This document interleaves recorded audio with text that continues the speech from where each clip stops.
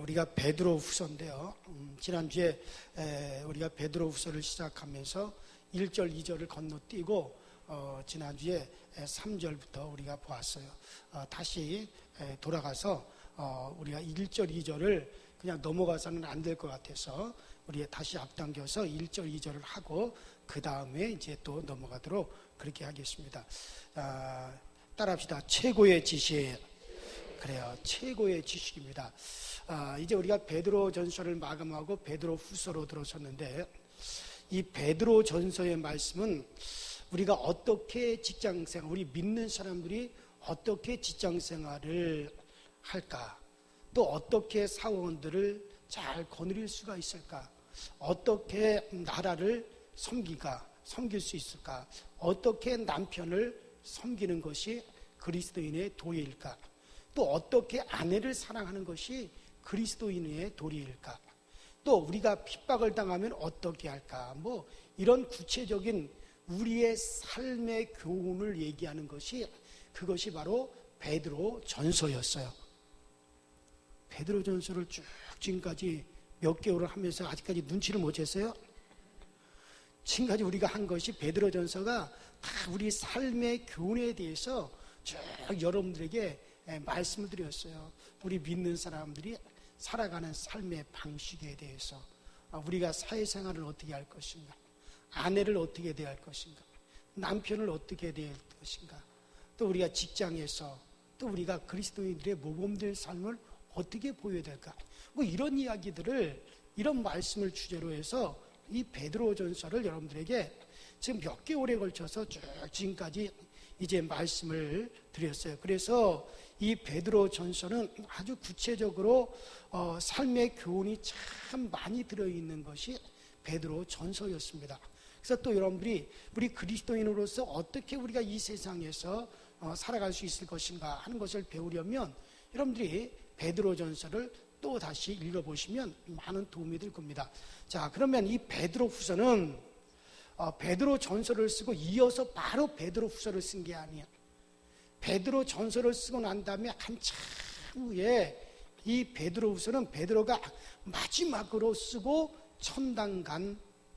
천국으로 이사간 그런 편지이기 때문에 이 베드로의 유언과 같아요. 뭐와 같아요? 유언과 같아요. 베드로가 요 베드로 전서를 딱 쓰고 나서 얼마 안 있다가 저 천국으로 이사를 가버렸단 말이에요. 그래서 이 베드로 전서는 베드로의 유언과 같은 거예요. 그래서 이 베드로 전서에는 상당히 영적인 것들이 많이 있고, 또 베드로의 그 간절한, 이제 자기 성도 이 땅에 남아 있어야 돼. 자기는 천국에 가지만 이 땅에 남아 있어야 돼. 또 남아서 세상과 싸워 신앙생활 해야 돼. 자기의 성도들 향하여 불타는 마음으로 이제 베드로가 유언처럼 쓴 것이 이게 베드로 후서입니다. 자, 그래서 베드로 전서를 쓸 때도 이 베드로의 눈이 어둡고 손이 흔들려 가지고 자기가 직접 쓰지 못해서 이 실루아노를 통해서 썼습니다. 그러니 후서, 베드로 후서를 쓸 때는 더 베드로가 눈도 더 흐리흐리해지고 아주 이제는 많이 쇠약해져 있습니다. 자, 이 마지막 편지를 쓰고 이제 세상을 떠날 것이기 때문에 물론 성령의 감동으로 이 편지를 썼지만 그는 여기에 정성을 다 썼어요. 베드로가 마지막으로 성도들에게 권면하는 당부하는 것들이기 때문에 베드로가 물론 성령의 감동으로 썼겠지만 여기 베드로 후서에는 더 베드로의 정성과 애정을 더 많이 쏟아서 이 베드로 후서를 쓴 겁니다. 자, 베드로는 먼저 이 베드로 후서의 자기를 두 가지 측면에서 소개를 합니다. 먼저는 예수 그리스도의 종, servant of Jesus Christ에서 그 예수 그리스도의 종인 시몬 베드로라 그렇게 소개하고 있습니다. 그러니까 예수님의 이 종, 이거는 예수님의 하인이다. 자신을 그렇게 소개하는 겁니다. 여러분들이 아시는 대로 이 베드로는 예수님의 최고의 제자예요. 그는 예수님께서 살아계신 하나님의 아들이시고 또 예수는 바로 그리스도이신 것을 이 세상에서 가장 먼저 깨닫고 이제 예수님 앞에 그렇게 고백을 해서 예수님의 칭찬을 받은 사람이 그가 바로 베드로입니다. 또 예수님께서 가장 가까이, 아주 가장 가까이에 두신, 아주 품에 두신 그런 제자가 또 베드로입니다. 예수님께서 변화산상에 올라가셨을 때도, 겟세마네 동산에 기도라 가실 때도 늘 이 베드로를 늘 곁에 두면서 그 베드로를 데리고 다녔어요.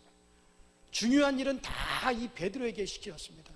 그리고 예수님께서 부활하신 후에도 12 제자 중에 베드로만 그 예수님께서 이렇게 부르셔서 이 베드로에게만 말씀하셨어요. 베드로야, 네가 나를 사랑하느냐? 예, 내 양을 먹여라.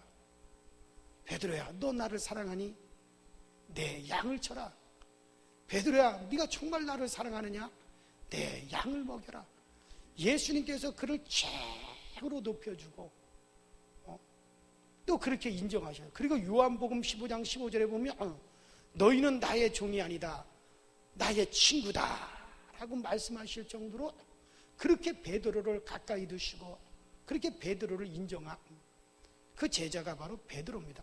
그리고 당시의 교회가 베드로를 마치 예수님처럼 우러러 보았어요. 베드로가 걸어가고 있는데 병자들이 그 그림자만 써도 병이 낫는 일이 있었어요. 세계 교회를 대표하는 분이 베드로였습니다. 그런 위대한 사도, 이제 백발이 성성해 사도가 자기에 대해서 뭐라고 하느냐? 나는 예수 그리스도의 종이다. 여기서 좋게 말해서 종이죠, 노예라는 표현이에요. 이런 그의 겸손함 때문에 하나님께서 끝까지 그 베드로를 귀하게 쓰신 줄로 믿습니다. 오늘날 주님께 귀하게 쓰임을 받다가 아주 교만해져 가지고 버림받는 사람이 적지 않습니다. 주의 종이나 성도나 다 마찬가지예요.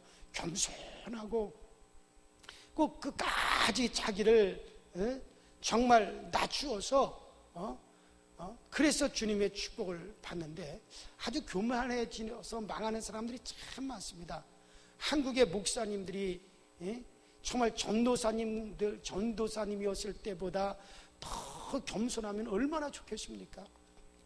한국의 모든 장로님들이 정말 집사님이었을 때보다 더 겸손하면 하나님께서 얼마나 시원해 하시겠습니까?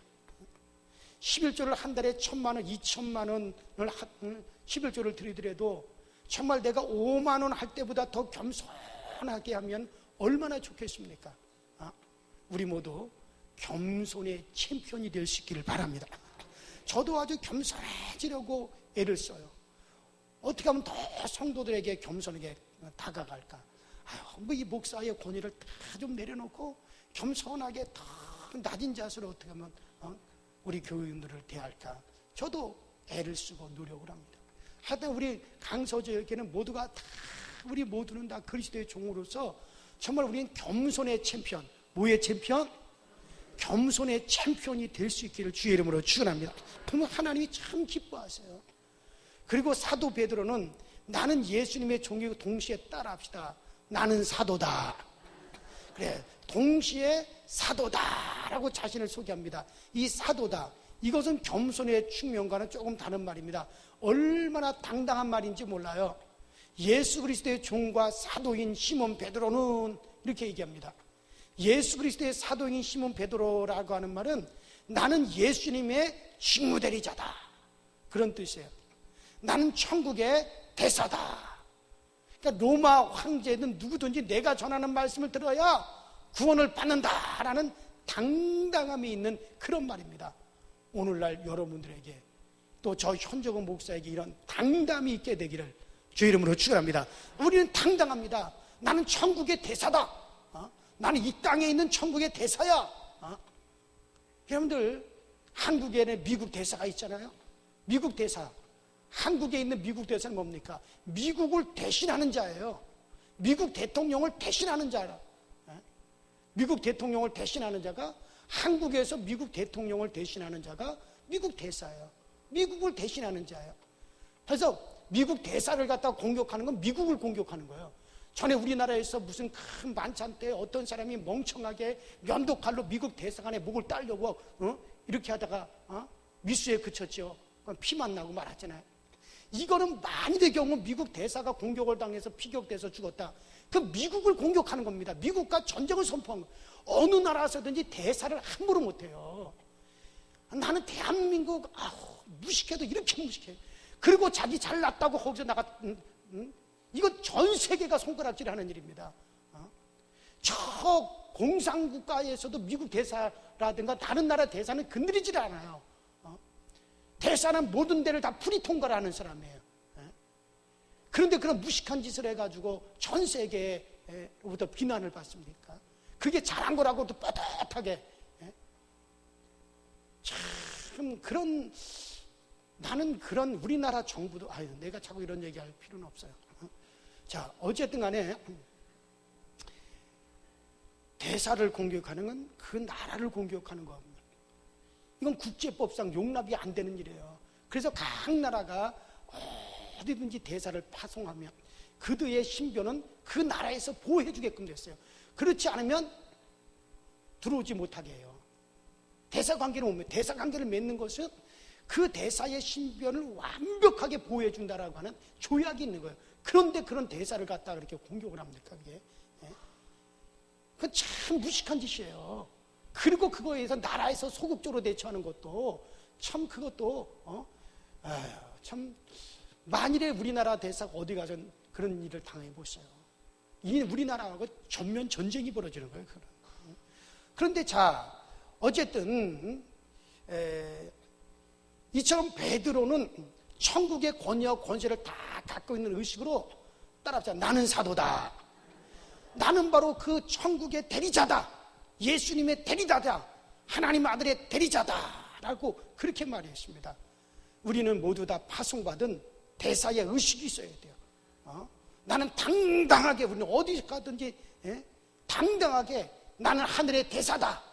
나는 하늘에서 나를 지켜주시는 겁니다. 그런 당당함이 있어야 돼요. 그래서 내 입에서 나오는 이 복음을 들어야 당신이 산다.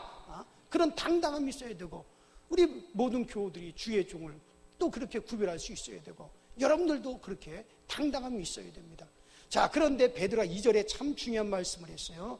하나님과 그리스도 예수를 알므로 따라합시다. 은혜와 평강이 더욱 많을지어다.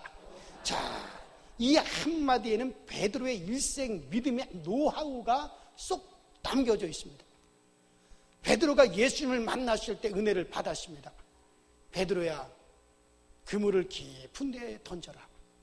깊은 데로 가서 그물을 던졌을 때 그 물고기가 얼마나 많이 잡혔는지, 아주 그물이 찢어질 정도로 엄청나게 잡히는 것을 경험하면서 그는 주님의 은혜를 받습니다.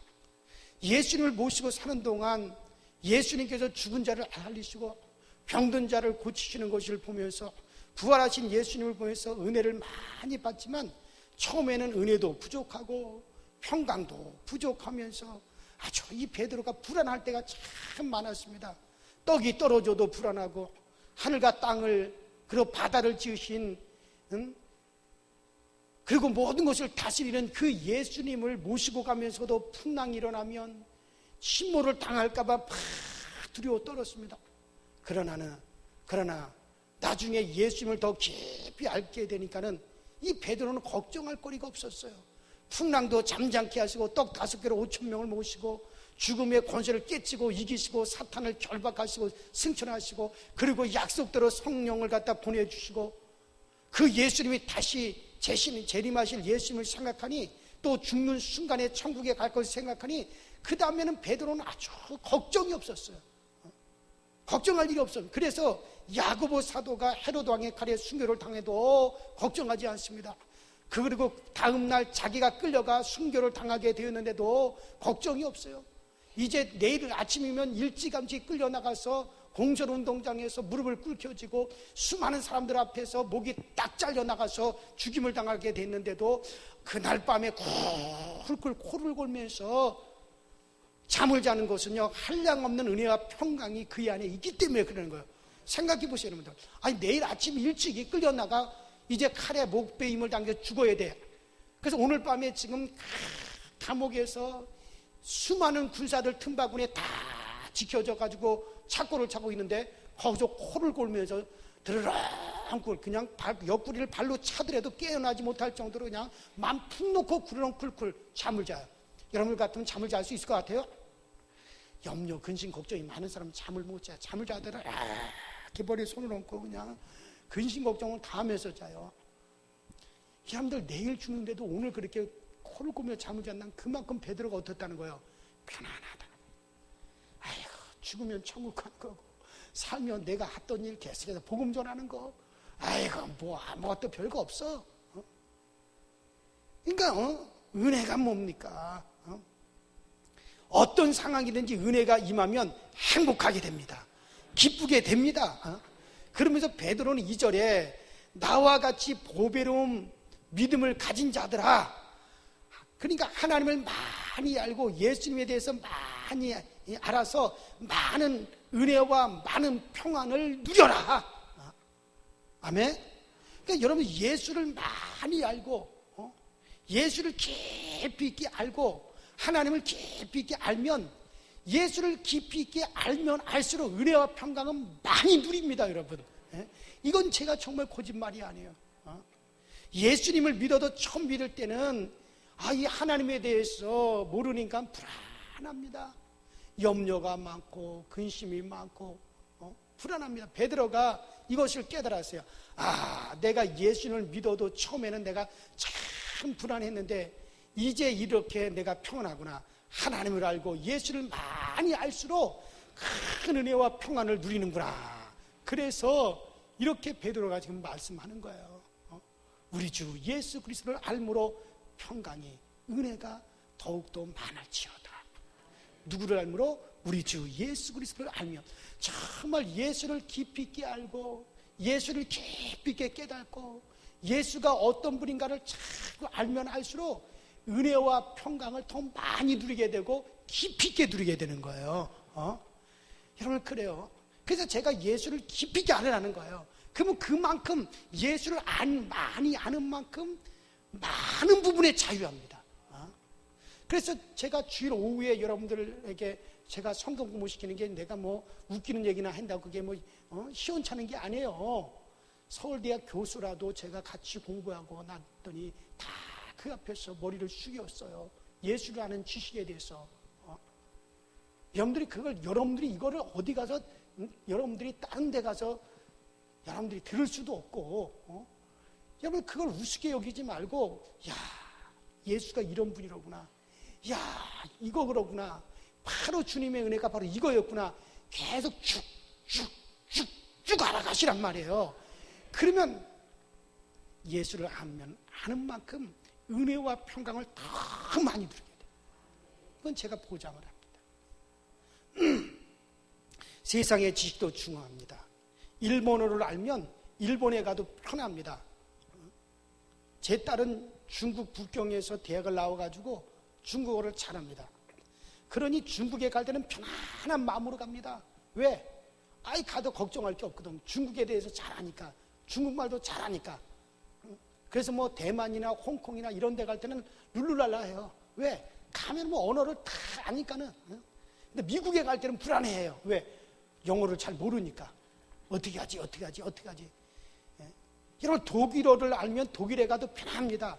독일어를 하나도 모르면 화장실 찾아가기도 어렵습니다. 영어를 알면 미국에 가도 편합니다. 그러나 영어를 모르면 미국에 가서도 제대로 먹지도 못하고 활동도 못하는 겁니다. 서울에 모 회사의 사장 부인이 미국에 처음 갔을 때 이야기입니다. 남편은 회의하러 가서 자기 혼자 호텔에 있는데 너무 배가 고프더랍니다. 아무리 기다려도 남편은 오지 않고 영어를 모르니까 어떻게 할 줄을 몰랐답니다. 그래서 전화기를 어떻게 만지다 보니까 신호가 갔는지 웨이터가 쫓아 올라왔더래요.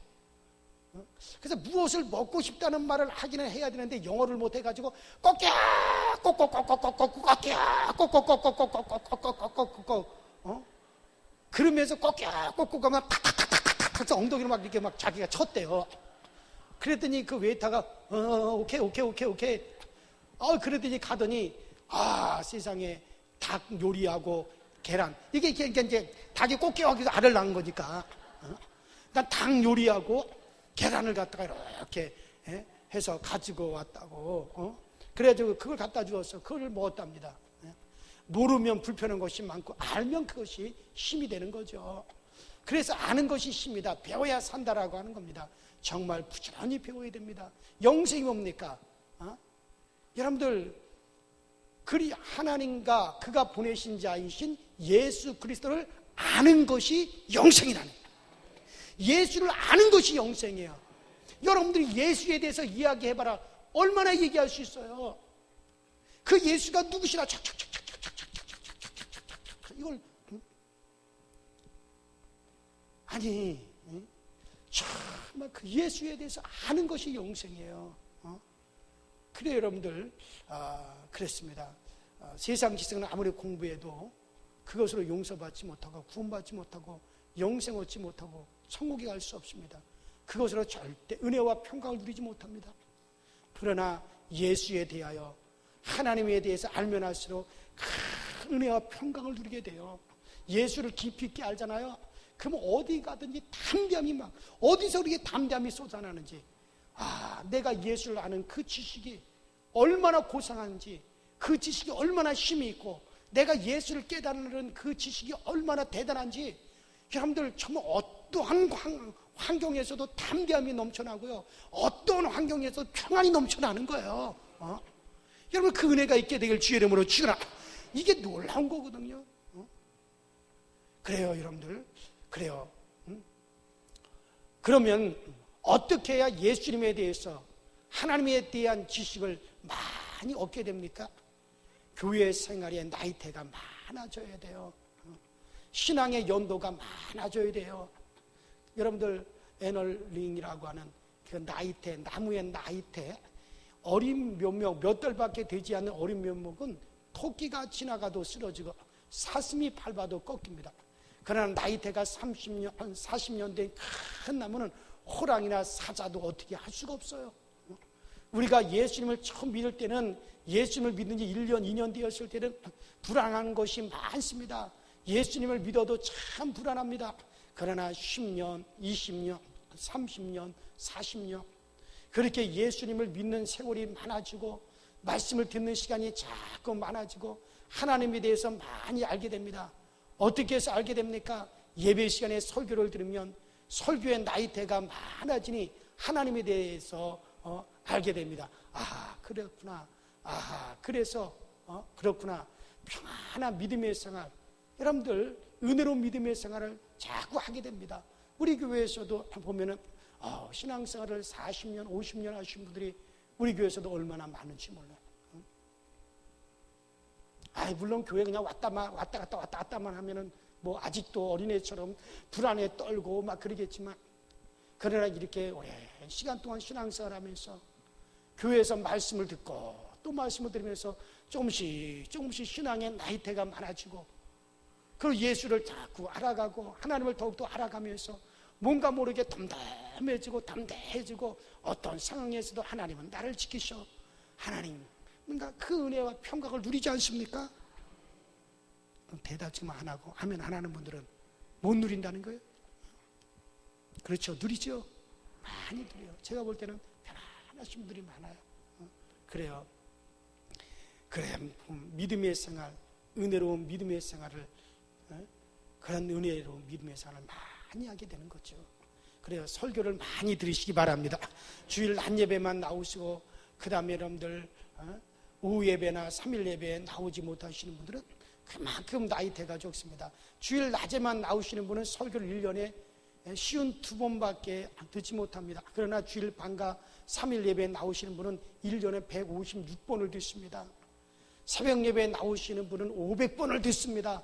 그만큼 하나님에 대한 지식이 자꾸 쌓이니 얼마나 큰 은혜와 평강을 누리는지 몰라요. 그 다음에 성경을 읽으면 하나님의 지식, 하나님에 대한 지식이 자꾸 여러분들 쌓아가게 됩니다. 제가 성경을 어떤 부분은 성경을 몇백 번씩 읽었어요. 어떤 부분은 한 10번 정도 읽었습니다. 이렇게 권마다 조금씩 읽는 데가 다를 수가 있어요. 그러나 읽을수록 하나님에 대한 지식이 새로워지고, 읽을수록 또 하나님에 대한 지식이 새로워지고, 그래요. 나는 성경을 평생을 읽어왔지만 이 성경은 읽을수록 하나님에 대한 지식은 또 새로워지고 또 새로워지고 또 새로워져요. 정말 신기해요. 여러분들 불안할 때 이사야 41장 10절에 있는 이 말씀을 알고 있는 사람은 두려워 말라, 내가 너와 함께함이라. 놀라지 말라, 나는 네 하나님이 됨이라. 내가 너를 굳세게 하리라. 참으로 내가 너를 도와주리라. 참으로 나의 의로운 오른손으로 너를 붙들리라. 이 말씀이 탁 떠올라. 그래서 평안하고 담대하게 되는 겁니다. 하나님은 나를 도와주시는 분이시네. 하나님은 나를 지켜주시는 분이네. 나를 붙들어주시는 분이네. 그것도 오른손으로 나를 붙들어주시는 분이시네. 얼마나 여러분들 든든합니까? 근데 여러분들 내가 답답한 일을 당해도 정말 내가 두려운 일을 당하더라도 아무것도 내게 떠오르는 게 없다. 이거 뭔가 문제가 있는 거예요. 여러분 문득 우리가 생활을 하고 또 내가 자녀를 대하고 내가 내 아이를 위해서 기도해주고 내 딸을 위해서 기도해주고 문득 우리가 모든 일을 접할 때 그때마다 문득 말씀이 떠오르실 정도가 돼야 된단 말이에요. 아멘? 말씀이 딱 떠올라야 돼. 그때마다 말씀이 탁탁탁 떠올라줘야 돼요. 이건 늘 평상시 여러분들의 말씀을 늘 이렇게 읽으시면서 묵상한 생활을 하시면 우리가 문득 그 말씀이 생각이 나는 거야. 성령님께서 그 우리가 읽은 말씀을 묵상한 말씀을 문득 그 말씀을 붙잡는 거예요. 그럼 얼마나 평안함을 누리는지 아십니까? 여러분 그 말씀이 모든 걸 이기게 만들어주고 두려움도 이기게 되고 사건이 오더라도 그 사건을 갖다 막아주시오. 왜? 하나님은 말씀을 통해서 일하셨기 때문에 너희 안에 내 말이 너희 안에 거하면 너희가 무엇이든지 원하는 대로 구하라. 그리하면 이루리라. 그러니까는 따라합시다. 내 말이 너희 안에 거하면 무엇이든지 원하는 대로 구하라. 그리하면 이루리라. 그래요. 근데 여러분들 그때마다 정말 주의 말씀이 내 안에 거하여 올라오고 있느냔 말이에요. 아이고 목사님 깜깜해요. 전혀 아무것도 없네요. 그러면 안 된단 말이에요.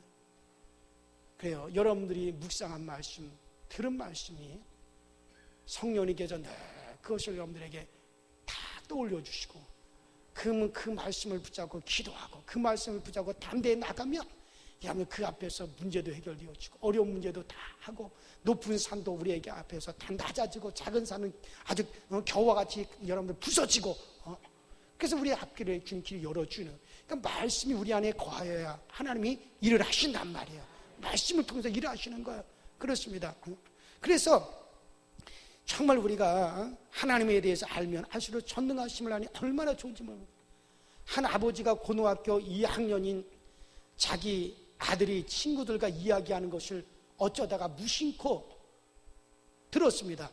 아들의 한 친구가 말했어요. 야, 너희 아버지 능력이 있지 않냐? 그러니까 너희 아버지께 부탁해봐. 너희 아버지는 능력이 있어서 된번에 그거 해주실 거야. 그것을 이렇게 무심코 그 소리를 들으니까 그 아버지가 기분이 참 좋았습니다. 그런데 그때 자기 아들이 옆에서 말했어요. 에이, 우리 아버지가 무슨 능력이 있어? 우리 아버지 능력 없어. 그러니까 아들의 말에 아버지가 자존심이 상하고 화가 났어요. 뭐? 내가 능력이 없어? 그 후 평생에 그 아들, 물론 그 아들은 모르지만은, 무심코 어쩌다 들은 얘기이기 때문에 모르지만은 그 후에 이 아버지가 평생 섭섭함이 돼가지고 그 아들을 볼 때마다 그게 떠올라서 그게 섭섭하더라는 얘기예요. 우리가 하나님을 믿으면서도 하나님은 능력이 없으셔. 하나님이 능력이 없으셔 하면 하나님께서 화를 내실 겁니다. 여러분들 전능하신 하나님께서 못하실 것이 없습니다. 그렇게 우리가 고백할 때 하나님이 기뻐하는. 그러니까 제가 매일 기도할 때 기도의 첫머리가 어떻게 시작을 해요? 그렇지. 어떻게 아시네. 저의 모든 기도의 시작은 전능하신 하나님 아버지. 전능하신 하나님. 못하실 것이 하나도 없으신 우리 아버지. 모든 것에 다 능하신 우리 아버지. 그래서 전능하신 하나님 아버지. 모든 기도는 저는 그렇게 시작을 해요. 왜? 그래야 우리 아버지가 기뻐하시니까. 그래 여러분들. 그래 우리가 하나님을 믿으면서도 하나님은 능력이 없으셔. 하나님의 능력이 없어 하면 하나님께 화를 내십니다. 전능하신 하나님. 하나님께서 못하실 것이 없습니다 라고 할 때 하나님께서 기뻐하시는 것, 이것도 우리가 공부를 해야 아는 거죠. 그런데 가장 실감나게 하나님을 배우려면 어떻게 해야 됩니까? 따라합시다. 실습하자. 그래요. 실습해야 됩니다. 연습해야 되는 거예요. 이 국군 공수부대 그 대원들이 용감하고 배짱이 좋고 힘 있는 젊은이들이지만, 특별히 뽑은 이 특수부대원들이지만, 비행기를 타고 수십 리 공중 위로 올라가서 낙하 훈련을 할 때, 특별히 첫 낙하 훈련을 할 때 모두 얼굴이 새파랗게 질리고 부들부들 막 떨기만 하고 막 그 비행기에서 뛰어내리지를 않는답니다. 발로 차고 몽둥이로 때려도 그 비행기를 꽉 붙잡고 뛰어내리질 않는데요. 떨어지면 죽을까봐 겁이 나섭니다. 그래서 한 사람씩 그냥 확 밀어가지고 떨어뜨린답니다. 그러면 떨어지는데 떨어져 보니 낙하산이 쫙 펴져가지고 죽지 않습니다. 10번, 20번, 30번 계속 훈련을 받다 보면 낙하산을 쓰고 내리면 죽지 않네 라고 하는 것을 경험하게 됩니다. 그러면 나중에는 그저 노래 부르면서 휘바람을 불면서 야 조금 이따가 보자 그러면서 휘바람을 불면서 노래를 부르면서 그 높은 창공에서 그냥 비행기에서 뛰어내리면서 세상 구경하고 즐긴다는 거예요. 우리가 예수님을 믿을 때 처음에는 주일을 지키다가 주일에 가게 문을 닫았다가 야 이거 망하면 어떡하냐, 이거 망하면 쫄딱 망하면 어떻게 할까, 아이고 이거 11조 드리다가 경제가 어렵게 되면 어떻게 될까, 야 너무 정직하게 살다가 어렵게 되면 어떻게 할까, 마음의 불안이 있습니다. 그런 마음이 있어요. 그러나 그대로 해보면 알게 됩니다. 따라합시다. 말씀대로 되는구나. 그래요. 말씀대로 되는구나. 말씀대로 이루어지는구나. 그래서 나중에는 즐기게 되는 거예요. 저도 처음에 목회 시작할 때 조금만 어려우면 막 불안하고 견딜 수가 없어가지고 교회 들어갔다 나갔다 강대상에서 엎드렸다 일어났다 한 번 경험하고 2번 경험하고 3번 경험하다 그래 이것도 아무것도 아닌 것처럼 하나님이 결국에는 또 이렇게 해결하시는구나. 또 하나님을 해결해 주시는, 교회 일은 내가 하는 게 아니구나. 교회는 하나님의 집이야. 교회는 그리스도의 몸이야. 그분이 다 이루시는 거지 내가 해서 되는 것이 아니로구나. 나는 그분에게 쓰임받는 것뿐이지 그분께서 하시는 거야. 나중에는 그냥 편안한 거예요. 그러면 또 그렇게 일이 되어져 가고 여러분 그래요. 제가 지금 부부 생활이 즐겁습니다. 그러나 제 아내하고 결혼한 처음에는 아내를 잘 몰랐기 때문에 그렇지 않았어요. 지금도 제 아내를 다 모르지만 그래 처음에는 수도 없이 싸웠어요. 어떤 싸움은 한 달 동안 그 싸움이 가기도 했습니다. 어떨 때는 3일, 어떨 때는 일주일 동안 싸웠어요. 그러나 지금 제가 내 아내를 다는 몰라도 그래도 아내의 눈치만 봐도 조금은 아니까는 제 눈빛만 봐도 제 아내가 나를 조금은 아니까는 싸울 일이 없는 거죠. 그래서 얼마나 편안하고 즐겁게 사는지 몰라요. 그래 여러분들 알면 알수록 좋은 겁니다. 제가 아내와 살아보니까 이 여자가 괜찮은 여자네. 괜찮은 여자네. 그렇게 되어 있어요. 그래서 믿고 사는 겁니다. 제 아내도 마찬가지일 거예요. 그러니 하나님을 알수록 걱정과 근심은 없어지고 은혜와 평강이 자꾸 우리에게 밀려오고 또 밀려오는 거예요. 그러니까 여러분들 연습하세요. 그냥 실습하세요. 부딪히다 보고 또 부딪히다 보면 결국엔 나중에는 다 뭡니까? 결국에는 말씀대로 다 되어지는구나. 결국에는 그렇게 되어지는구나 알게 되고요. 신앙의 나이대가 많아지고 예수를 알면 알수록 나중에는 그냥 즐기면서 살게 되어져 있습니다. 그렇습니다. 그래요. 성경 읽고 말씀대로 실습을 많이 해서 더 큰 은혜, 정말 더 큰 평강 속에 살게 되시길 주의 이름으로 축원합니다.